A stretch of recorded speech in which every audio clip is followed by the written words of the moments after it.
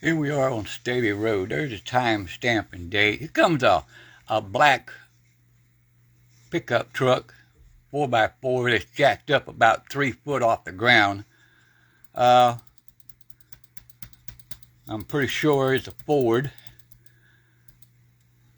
Yep, an F-350 Ford black. Look at this shit. Jacked up 3 foot off the ground. Breaking the Florida State Bumper Law, Section 316251. You know, what the shit? This don't belong on the road. It belongs in a freaking circus. Either that or a swamp buried up to the top with the windshield and the windows knocked out for a gator hole. Check out this moron. I'm gonna go quarter speed so you can see what I'm talking about. Look at this shit. Look at this. There's horses right across the street there, and he's choking them to death with his carbon monoxide poisoning piece of shit. What? Shit wagon. Yeah, that's what it is. Shit wagon.